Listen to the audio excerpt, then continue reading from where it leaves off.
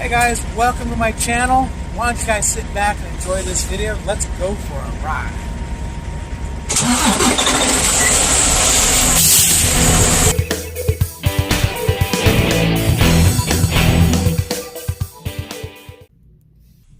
If you wait till the end, there's a bonus.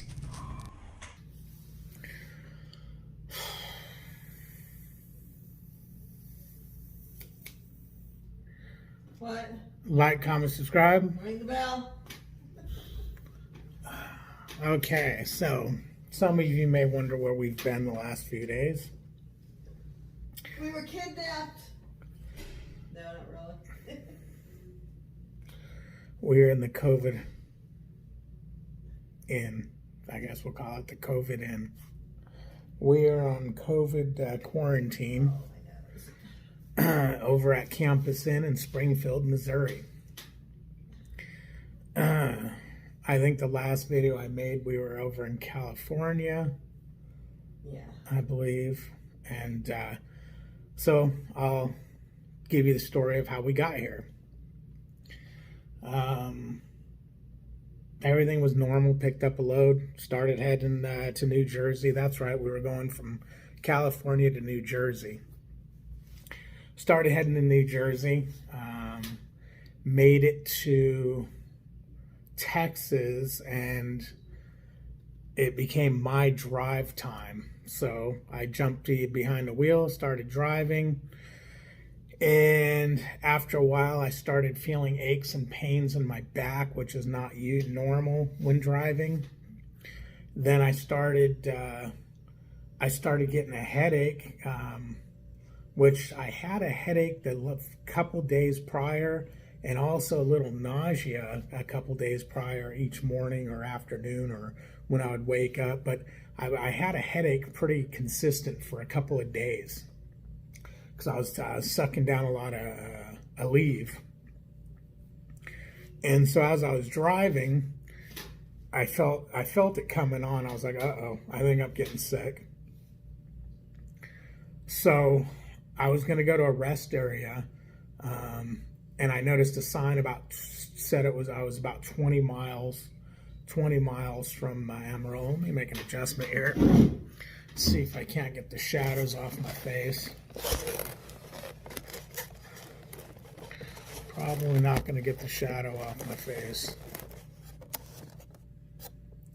Yeah, I guess it's going to stay shadowed because there's no light on that side.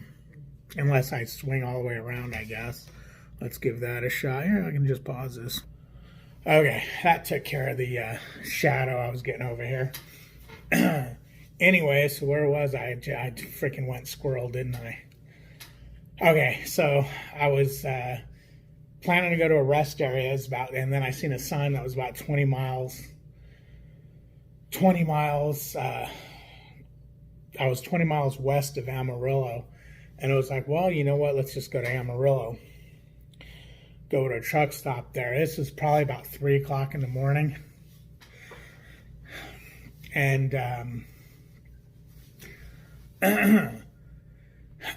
by the time I got to the rest area, I was going to pass the rest area, I decided, no, let me pull in because I was feeling really, really bad. Melissa was sleeping in the bunk at this time. So I pull in and shut the truck off, and I'm sitting there, and I'm kind of having a little bit of hard time breathing. At that time, now my finger joints are hurting. I'm starting to sweat. I'm feeling really, really bad. So I go ahead and jump into. I set my clock for an hour. I figured, you know what? Let me lay down for an hour. And I should be good. I think I had about 3 or 4 hours left in my shift by this time. So I laid down for an hour. The alarm went off. Woke up, and I was just ugh. So I got up, and I don't know. At that point, I decided I'm not driving. I can't drive anymore. I'm like, okay, let me just wait. I did all the math in my head, and the math worked to where wait till Melissa drives. She can do a 10-hour break, and then she could drive it into the 90. We had enough time to finish this run solo. So I don't know why I did this, or I can't even really remember doing it, but I drove the truck to the 20 miles to a Love's in Amarillo. I don't know what Love's it was or anything, but I remember getting to the Love's and I had to use the restroom. That's probably why I drove it there. So I get out, I go into the Love's, and at this time I put a mask on because I go, I feel like I'm getting sick here. But I had to use the bathroom really, really bad. So I almost get to the Love's, and I was too weak at that point. I was freezing for one. Now I was freezing, and I'm looking. This is what let me know there's a real problem. I was looking around, and people are walking around in shorts, and I'm freezing to death. I couldn't make it to the restroom, so I went ahead and went back to the truck. And I know I tried again. And then I came into the truck and I told Melissa, I woke her up and I told her, hey, your drive shift starts. I'm going to set the clock for an hour and a half. And that's your drive shift. I don't know if I told her I was sick at that point or, just told her that and she was half asleep and just agreed to it. So I laid back down. The alarm went off and she got up for her drive shift. And again, I don't know. Did I tell you? No, she's got her headphones on doing her thing. I don't know if at that point, if I told her or not, whether I was sick or not or whatnot. She was sleeping pretty good. You talking about when you came back to bed? Yeah. No, you told me, I woke up and you told me that you were really sick and you set the alarm for an hour. Oh, okay. So I did tell her, that truck's got tinted windows. They're going to get a ticket. Or Prime's going to make them remove that tinting one of these days when they see him go through. I've seen him do that before. Anyways. Squirrel. Yeah, squirrel. Where was I? You came to Okay, so yeah, so at that point, I told Melissa I'm not feeling good. Her shift starts in about an hour and a half, do her thing. So I remember the alarm going off and her getting up and start driving. And at that point, things were going through my head like, I know I have barf bags on the truck, and I know that they're in if you open the cabinet, they're tucked right in there. But laying there, it just seemed like, no, that was too much work. They might not be there. And I was thinking, we got a container that we keep bottled water in next to the seat. And in my head, I'm thinking, grab that, dump the water out, and you can throw up in that, because I was really, really feeling nauseous at that point. I was so sweaty and whatnot, but I ended up falling back asleep. And her fuel stop was in El Reno, Oklahoma. I felt the truck coming to a stop, and I think I asked her, where are we? And she said, we're at our fuel stop. And I was laying there. I was in a puddle of sweat. A matter of fact, as soon as we are able to get out of here, that's the first thing we got to do is take the blankets and sheets to a laundromat and wash them, because I completely soaked them. I was sweating so bad. I was even laying on the bondage net, safe net, whatever you want to call it. At that point, I thought to myself, okay, this is something really, really bad. I mean, I feel bad. I know I've got a fever because of how bad I'm sweating, and then I get the chills, and then I sweat and I get the chills. So I told her at that point, I'm like, hey, you know what? You need to let dispatch know I'm sick. And, hey, what did you tell dispatch? Did you tell them that you thought I had a fever, or did you just tell them I was sick? That was really sick, that you were really sick, and that you maybe had a fever and you were nauseous. And okay, and that's what, okay, and then all right, so she called dispatch, let them know that I was really sick. that she thought I might have a fever and I was nauseous and whatnot. And that's all it took. They went into COVID-19 mode.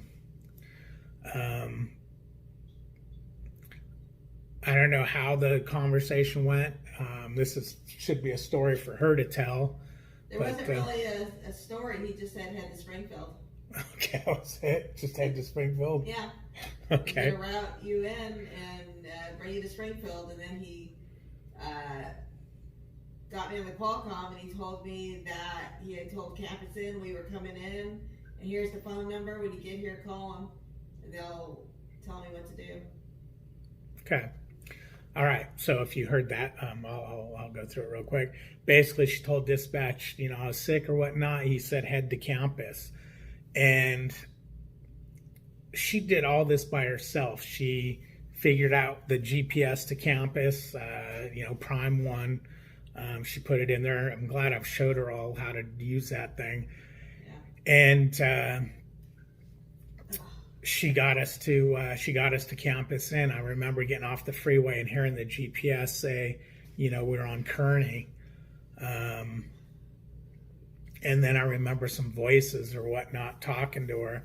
But basically the security shack, I guess, was watching for us, was watching for the truck number. And because when she pulled in, he told her, what to do. Not, what's your truck number, what's this, what's that, why are you here?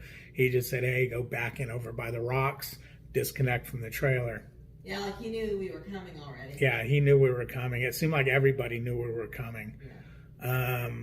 So she went over there, backed into to the rocks there, disconnected the trailer.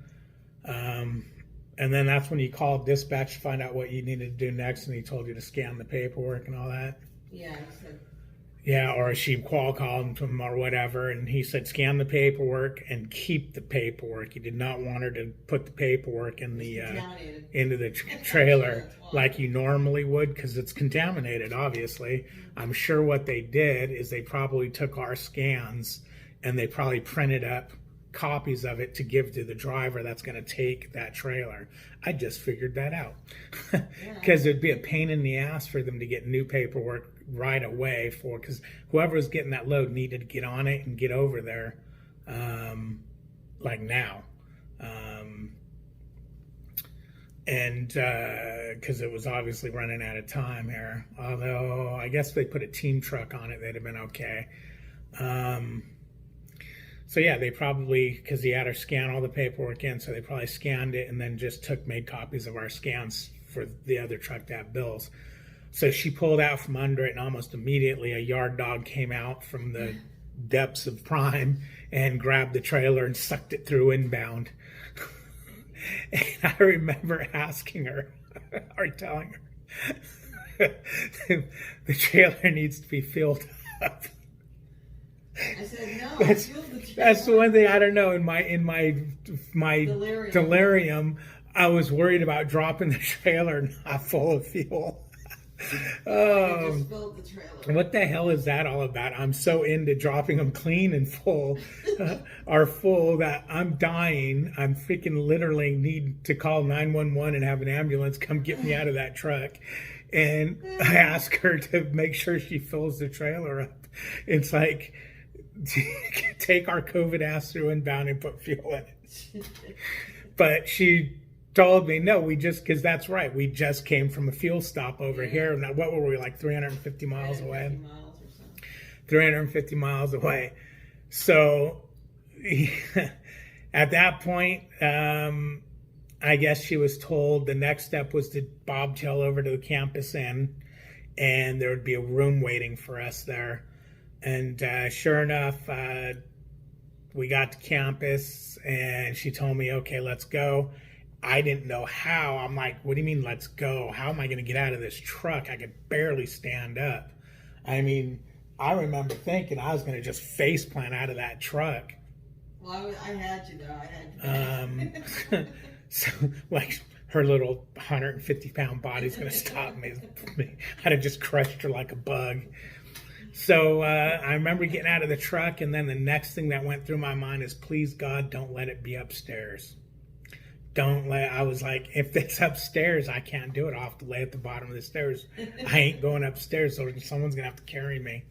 So no, it was right inside the door of the COVID wing here, and it came in, and I just crashed into bed, and I know she did some stuff because it seemed like she was gone for hours. I went back to the truck to get her stuff. Yeah, she went and got some stuff for us, brought my CPAP in. And I remember in the truck laying down trying to use the CPAP. I couldn't. And she brought it in here, and here it goes, here's your CPAP. And I mean, I couldn't, trying to force that air into me. Yeah, because you used it the next night, didn't you? Yeah, trying to force that air into me. It was like, no, I had no room in my lungs for that extra air. It would suffocate me. And I mean, I tried. Oops, my thing fell on. Okay, that's what happens when you're using empty styrofoam. But anyways, I was trying to put it on me, and it was suffocating me. So I ripped that thing off and told her no way. And the first thing I thought of is, don't put me on a ventilator. That thing will kill me. And that was about 3 o'clock in the afternoon. Yeah, but I think when you went to bed that night, you were able to use it. Yeah, because I remember you waking me up later that night. Yeah, saying try. Yeah. Oh, because you were snoring really loud, and I could hear your uvula bouncing in your throat. Yeah. She woke me up later that night, and she told me I was snoring really bad, and she could hear my uvula bouncing inside my throat. So I remember putting the CPAP on, and at that time I was okay to breathe with it. I remember thinking slow, deep breaths. Get one, because I remember when you first got the CPAP, it was hard to breathe, and you had to concentrate on not breathing too fast. And so I did that, and I just crashed back out. I think I slept the rest of that day. That night, I woke up the next morning, and then I slept most the next day, right? Like half the next day. No, I think because when we got here Wednesday. So yeah, I know, the next day, and then you woke up and you finally, or did you eat something when you got here? Yeah, you know what? You slept. What time did we get here? Brains over here. What time did we get here? Oh, a minute ago it was 3 o'clock in the afternoon, which I know it was 3 o'clock because I asked her the other day. But anyways, yeah, so about 3. You must have ate the next day. So anyways, basically that's what happened, and they've been, bringing us breakfast, lunch, and dinner, leaving it outside on a basket, and you open the door, you reach out and snatch it in like an animal. It's like a sci-fi movie. Yeah, it's like a sci-fi movie. And then you put your trash out on the floor out there, and they pick it up. But I must say, Prime really has a system for this that worked well, because I remember her talking to me, telling me that we're going to drop the trailer, and then she's taking me to the hospital or something. Yeah. And because I remember thinking, you can't bobtail into a hospital, because all I'm thinking is, hospitals have the low over, and I'm thinking she's going to cut the roof off the truck, and, what the hell, you're going to go into a hospital? What do you know about driving a bobtail into a hospital? No, but when I got here, I contacted Trinity Healthcare, and they gave me the phone number of someone that's handling the whole COVID thing, and I called him. Yeah, see, she didn't realize that they were handling everything. Yeah. So when she got here, she called Trinity Healthcare is where we go. It's Prime's network, Prime's doctor. It's who's downstairs in the Millennium building. And they told her, no, here, talk to this guy, and he had it all set up. Yeah, the doctor came the next day. Yeah, the doctor was going to come the next day, because I guess it was too late for him that day. And they jammed the thing up our noses and gave us the COVID test. Now we're stuck here. The test results come in on Monday. Obviously, you can see I'm doing great now. I'm sure it wasn't COVID. It was, who knows what the hell it was. But I must have had some kind of infection, because reading about why your body sweats like that is it's fighting an infection. And even that first night here, I soaked these sheets, man. These sheets were done.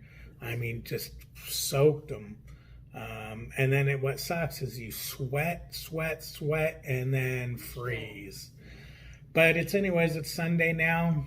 We're ready to get back on the road. I got to get, once we get cleared, and anyone that's been watching videos, you guys know my truck needs work, needs steer tires, it needs chassis lube, it needs to go in for some body work because of that deer that hit me. Yeah, it hit me. And if you're wondering, well, this would have been a great time to do all that. Well, you know what? Without knowing whether we've got COVID or not, who's going to take our truck and do anything with it? They're going to be like, hell no, we ain't touching that truck, burn it. So until we know, now obviously by today, I think it's been Wednesday, Thursday, Friday, Saturday, Sunday. It's been 4 days. I think if we have COVID even, it will be dead. And if we have COVID, we're going to be here for 2 weeks. So at that point, I can say, hey, you know what? Let's do all the work to the truck, because any COVID that's in it's going to be dead anyways. But anyways, the first couple of days we were here, or the second or third day we were here, when my brain was starting to work again, and I thought, ooh, this would be a great time to get it all done. Yeah, ain't nobody want to get that truck. Not until our test results. That truck number gets near Prime's terminal, and we get attacked. Yep. We get attacked by everybody. They just come, they flock you. What are you doing here? Turn that thing around, get it out of here. But anyways, so if we're good, we should find out tomorrow. Then I'll go ahead and get steers put on, alignment, chassis lube, and get back on the road. I'll wait to get all the deer damage fixed at another time. It's not DOT, it's just cosmetic now. Fixed all the DOT stuff, and that way we can get back on the road making money. The truck's got some war wounds. I'll put some deer whistles on it so people know, hey, deer whistles are like trophies. Just ask Joe. But anyways, that's where we've been. Just in case anyone's wondering. Okay. I watched 2 seasons of Flash. Caught up on the Flash. Thanks for watching. Thanks for watching. Remember, we have a YouTube page. No, we have a Facebook page. David H., Melissa H., husband and wife trucking across America. Got an Instagram at David H6571. Like, comment, and subscribe. Ring the bell.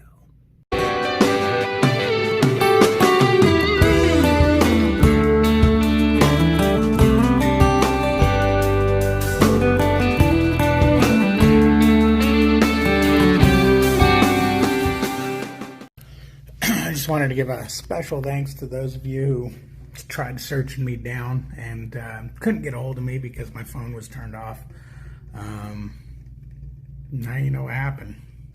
Thanks. Check this out. I'm going to do some special stuff here. Watch this. Do-do-do. Do-do-do. Do-do-do. Pretty cool, huh? Doot.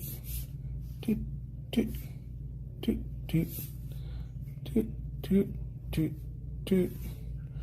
Doot.